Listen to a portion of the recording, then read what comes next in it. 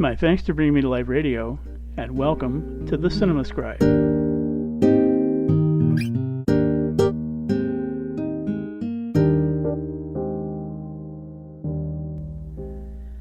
With movie theaters still closed due to the global pandemic, it's become more challenging than ever for movie lovers to find new material. To be sure, there are home viewing options for classic materials, but what about new viewing options? Well, as has become well known by now, many big-name distributors and studios have begun streaming their latest releases over the internet, including some films that either had abbreviated runs in theaters or were prevented from ever opening in such venues. And, granted, many of these offerings were not their best productions, with their better releases postponed to later dates.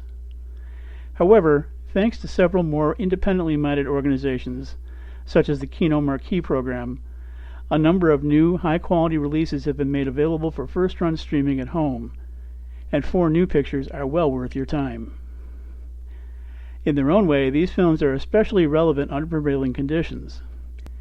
Given that many of us have begun to view the new normal as an opportunity for pushing the global reset button, these 4 pictures all contain elements that reflect a growing collective willingness to invoke changes, especially on a permanent basis in the post-pandemic world.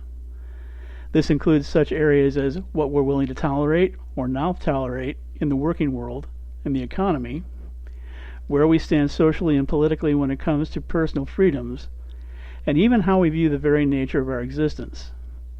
These represent lofty and ambitious goals, objectives that may take time and effort to fully implement.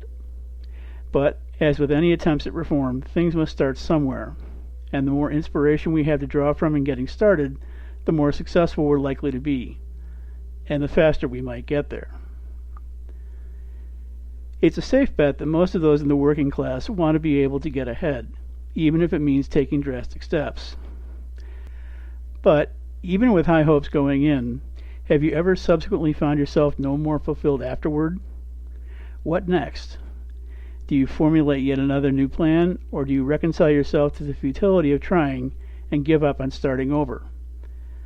That's a tough call, especially for the discouraged, but it's the reality for a blue-collar family seeking a better life in the affecting new drama, Sorry We Missed You. The Turner family of Newcastle, England wants a new start. Breadwinners Ricky, played by Chris Hitchen, and Abby, played by Debbie Honeywood, put in long hours to provide for their children, Seb, played by Reese Stone, and Liza J., played by Katie Proctor. They've been trying to save up to buy a home, an opportunity they once nearly realized, but that slipped away when the housing bubble burst, forcing them to rent ever since. But, despite the so-called resurgence of the economy, saving enough money for a down payment has been challenging, so much so that, even with 2 incomes, the dream always seemed out of reach. After years of working in various construction and laborer trades, Ricky has decided to try a new approach, becoming an independent contractor for a package delivery company. From the outset, however, the promise of this arrangement gets thrown into question. Ricky begins to see that the grass isn't as green as he imagined. Troubles with tight delivery schedules, irascible package recipients, long hours, endless company rules and regulations, and ever-occurring fines for the smallest of infractions take their toll, leaving Ricky perpetually exhausted and burdened by the feeling he needs to keep working despite the hardships. Meanwhile, Abby's job becomes more onerous as well, given that the responsibilities and requirements of her work seem to grow ever increasingly more demanding. With Ricky and Abby working so much, life at home becomes more difficult as well. Seb, an artistically gifted but rebellious teen with something of a history of acting out, grows more unruly, skipping school, defying his parents, and partaking in petty crime. Liza J., meanwhile, a remarkably self-sufficient preteen, seeks to hold the family together, helping out Ricky with his delivery route and trying to reason with her older brother. But with the family's very survival threatened, the circumstances raise the question, is this living? Indeed, if this is what it takes to get ahead, one can't help but wonder whether it's all worth it, especially it seems as though the deck is stacked against them in a scrupulously rigged system. How long will they be able to carry on under such circumstances? That's what the family must face. The impact of bullies has gained wider recognition in recent years. In most instances, this increased attention has focused on the detriment to individuals, but it can just as readily affect groups and entire communities, even if these situations don't garner the same amount of distinction.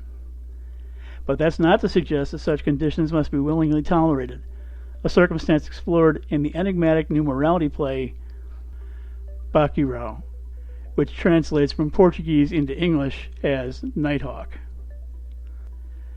Not long after the death of the town matriarch in the remote Brazilian village of Bacurau, all manner of strangeness has occurred. Admittedly, things weren't entirely normal before her passing, but in the time since her transition, the weirdness has been significantly ramped up, including such incidents as a late-night stampede of horses through the middle of town, and apparent deliberate sabotaging of the town's precious water supply, the unexpected appearance of a pair of motorcycle tourists who offer evasive answers to the locals' questions, the sudden and inexplicable disappearance of the town from internet maps, and the hovering of a surveillance drone made to look like a UFO in the town's periphery.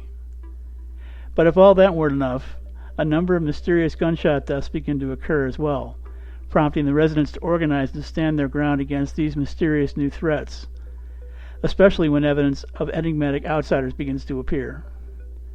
The feisty townsfolk rise up to meet the challenge, living up to their village's namesake, to make it known what they're willing and not willing to put up with.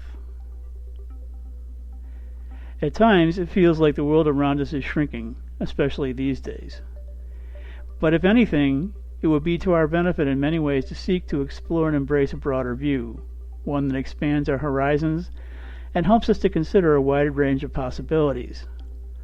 After all, we might never know what would come from such an effort unless we try, including areas of our lives that seem fundamentally removed from what we initially set out to do. Such is the case for a cast of colorful characters in the new Irish paranormal comedy, Extraordinary. Driving instructor Rose Dooley, played by Maeve Higgins, leads a generally stable, albeit somewhat unremarkable life in a small town in rural Ireland. The jovial, playfully quirky middle-aged wallflower dutifully goes about her work and occasionally spends time with her pregnant sister, though much of the time she's on her own. The idea of possibly dating someone intrigues her, but when she considers the effort involved, she'd just as soon skip it and stay home, lounging around in her underwear and downing a carton of yogurt. All in all, it's a pretty mundane life. However, there is one aspect that distinguishes Rose's life, or could distinguish it, if only she'd allow it. Rose is a gifted psychic well versed in the occult arts. It's a skill that she developed while a child working as a collaborator with her father, Vincent, played by Rhys Cooper, a paranormal researcher who produced a series of videos about supernatural subjects. But despite the expertise she amassed through these experiences, Rose turned her back on this work after a spiritual encounter gone wrong in which her father was killed in a freak accident involving a possessed pothole, an incident for which she believed she was responsible. She walked away and never looked back, despite her reputation for expertise in these areas. One day, Rose receives a call, presumably from a potential new student, Martin Martin, played by Barry Ward, a single father raising a teenage daughter, Sarah, played by Emma Coleman. Rose willingly agrees to take on Martin as a client, especially since she has a passing familiarity with the handsome and available widower, a potential romantic prospect who brings a definite sparkle to her eye. As it turns out, though, the request for driving lessons is just a ruse.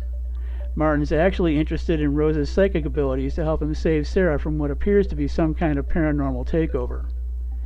And when Rose sees the teen levitating above her bed, she's convinced she has to get involved. Unbeknownst to Rose and Martin, the possession is being orchestrated by Christian Winter, played by Will Forte, a has-been one-hit wonder pop star seeking to revive his sagging career by making a deal with the devil, a satanic transaction that calls for a virgin sacrifice. Believing that Sarah meets his demonic cohort's needs, Christian performs incantations and other rituals to summon the teen to his estate on the night of a blood moon, prompting Rose and Martin to come to the rescue. But will they succeed, especially when other influences become involved?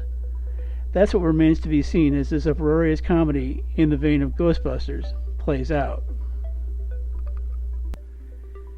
As is all too often the case, it's difficult to stifle our natural tendency to be ourselves, free of the restrictions that limit our personal growth and development. However, efforts to realize the potential behind that can be thwarted when hindrances are intentionally placed before us, keeping us from moving forward. That can become particularly frustrating and burdensome when we allow it to happen, further slowing our progress and perhaps eventually leading to discouragement. Nevertheless, it is possible to overcome such obstacles and live out the life we were meant to experience, a story inspiringly portrayed in the new fact-based German political thriller, Balloon. Life under authoritarian East German rule at the height of the Cold War was pervasively difficult, sometimes perilous, for the majority of its citizens. The nation's secret police, the Stasi, were virtually everywhere, intrusively spying on the public in myriad ways, even for seemingly mundane activities, and doling out severe punishments for what it considered traitorous transgressions. What's more, the country's proximity to its democratic neighbor, West Germany, a nation with which it shared numerous cultural and social commonalities, served as a constant reminder of what East Germans were being deprived of under socialism. The freedom of the West was literally so near, yet figuratively so far, a constant temptation to those in the East, many of whom quietly contemplated escape and were willing to risk the danger to attempt it. But those considering this option needed airtight plans if they hoped to succeed, given that failure could easily mean death. In 1979, in the East German town of Posneck, not far from the border with the West, two families began work on plans to escape. The Strelzik family, working with their friends the Wetzels, clandestinely began constructing their means of escape, building a hot air balloon to float over the border in a late-night escape.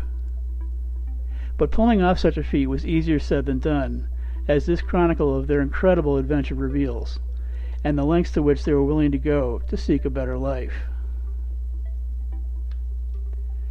The price of freedom and change is sometimes a high one, as the characters in these films come to discover for themselves in various ways. However, when the rewards these efforts offer are taken into account, it's a ticket well worth the admission cost.